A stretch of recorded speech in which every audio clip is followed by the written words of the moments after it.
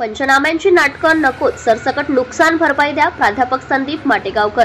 हिंगोली जिल्ह्यासह वसमत तालुक्यात मुसळधार पावसाने शेती पिकांचे अतोनात नुकसान झाले आहे. त्यामुळे शेतकरी मेटाकुटीस आला आहे. अशी परिस्थिती असताना शासनाकडून केवळ पंचनामे करण्याचे नाटक सुरू आहेत. शासनाने सरसकट नुकसान भरपाई देऊन विमा रक्कम व अनुदान शेतकऱ्यांच्या खात्यावर टाकावी अशी मागणी प्राध्यापक संदीप माटेगावकर यांनी केली आहे. नैसर्गिक आपत्तीनंतर केवळ नेत्यांच्या पंढरीच्या वाऱ्या सुरू आहेत, परंतु जाहिरातबाजीशिवाय ठोस असे काहीच झाले नाही. केवळ झुलवत ठेवण्याचं काम सरकारकडून सुरू असून 1 रुपयाही शेतकऱ्यांना अद्यापही मदत झाली नाही. त्यामुळे तात्काळ मदत न झाल्यास जिल्हाधिकारी कार्यालयावर आणि गरज पडल्यास कृषी मंत्र्यांच्या घराला घेराव घालण्यात येईल असा इशारा त्यांनी दिलाय. तत्पूर्वी संदीप भैया माटेगावकर मित्रमंडळाच्या वतीने शिवतीर्थ येथून तहसील कार्यालयावर शेतकऱ्यांचा आक्रोश मोर्चा काढण्यात आलाय.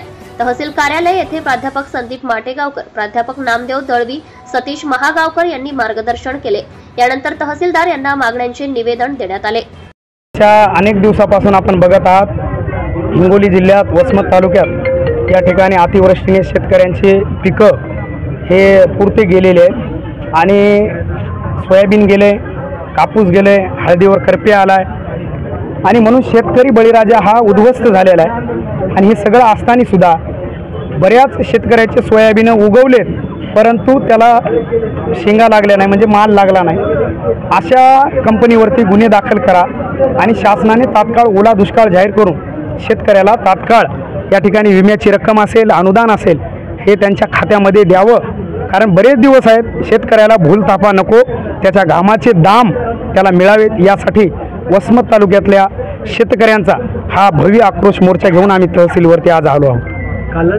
तरी कोण आले गेले हे वाऱ्या चालूच आहेत, पंढरीच्या वाऱ्या येत आहेत जात आहेत. यांच्या येण्या जाण्यानं फारसा काही फरक पडत नाही. बॅनर लागतात, बॅनरबाजी होते, पेपरला बातम्या येतात, पण ठोस माझ्या शेतकऱ्याच्या पदरात काय मिळालं आज ते चिंतेमध्ये आहे. म्हणजे मंत्री महोदय आले, कशामुळे आले, अतिवृष्टी झाली हे त्यांना माहीत आहे, परंतु केवळ शेतकऱ्यांना झुलवत ठेवणं आणि शेतकऱ्यांच्या भावनेशी खेळणं, त्याच्या पदरामध्ये मात्र अजून 1 रुपयाही मिळालेला नाही.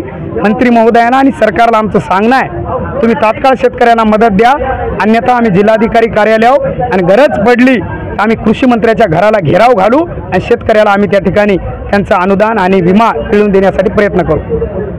गावकर यांच्या माध्यमातून शेतकऱ्यांना घेऊन या ठिकाणी वसमत तहसील कार्यालयावर भव्य असा स्वरूपाचा मोर्चा काढण्यात आलेला आहे.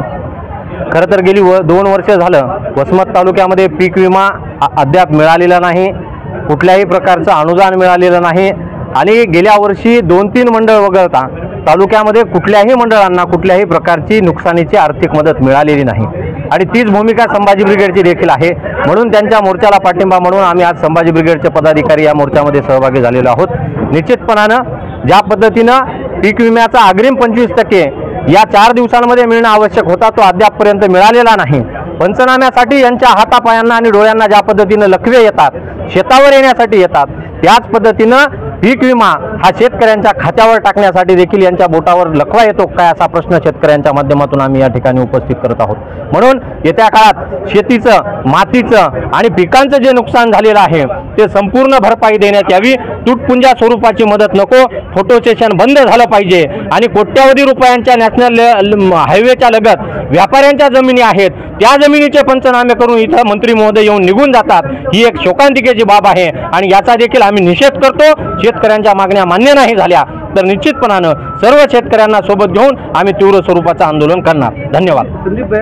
जी काही अस्मिता आहे, कळवळा आहे आणि जी काही नातं आहे शेती आणि मातीशी असलेलं जे इमान आहे, हे इमान आबाधित ठेवण्यासाठी संदीपरावांनी जे काही मोर्चा काढलेला आहे आणि शेतकऱ्यांनी जो काही मोर्चा काढलेला आहे, या मोर्चाचं पुढचं पाऊल जे आहे ते पुढचं पाऊल प्रशासनानं आणि शासनानं वेळीच दखल जर नाही घेतली तर उग्र स्वरूपाचं आंदोलन होईल आणि भविष्यामध्ये आमच्यासारख्या छोट्या मोठ्या कार्यकर्त्यांना हे नक्षलवादी देखील ठरवू शकतात.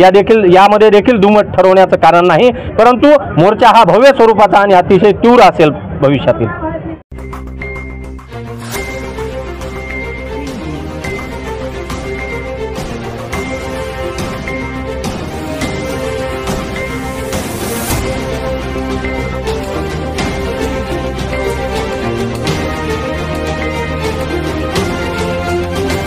ATV न्यूज, बातमी जनकल्याणाची.